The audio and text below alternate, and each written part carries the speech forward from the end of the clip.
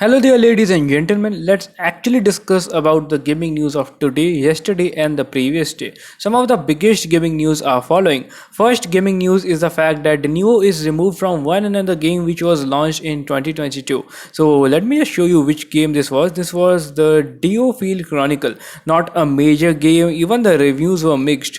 Yes, the Denuvo was removed and eventually the game was cracked by SKIDROW. So glad to see SKIDROW actually coming back in the scene and cracking some of the very less popular games. At least Skid Row is back and this is a good news. Secondly, let's quickly go ahead and see what is going around in the Steam hardware survey. Yes, the results for the latest Steam hardware survey are out, and as always we can see that there is stiff competition between 4 and 6 core CPU users.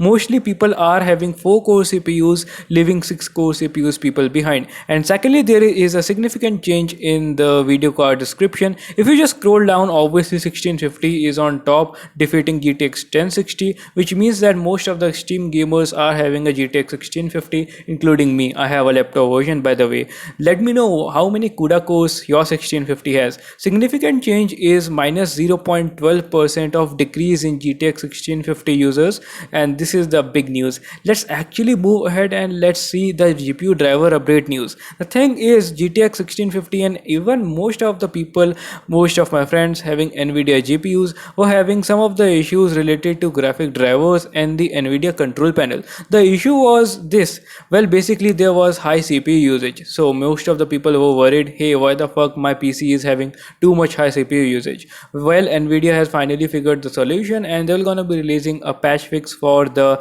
faulty driver update very soon. Also, I never recommend anybody to update the drivers as soon as the driver version is available. Wait for a couple of days, actually wait for a 5 or 6 days to get the maximum information how the game runs after a specific driver update.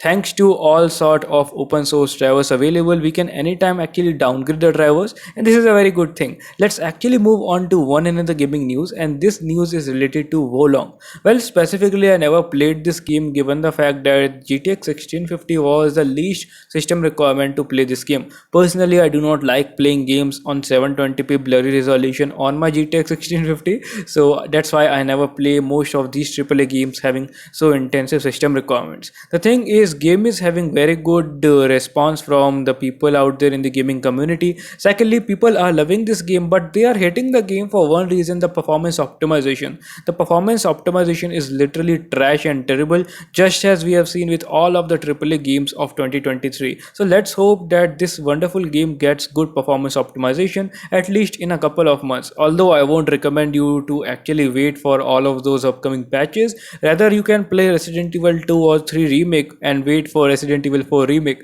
until it gets cracked by Empress. Given the fact that Empress is pretty crazy, so I will get on to Empress quite soon in my upcoming videos, but you can expect Resident Evil 4 Remake coming very soon on 24th, I suppose. So let's see how Empress actually handles the latest Capcom DRM situation.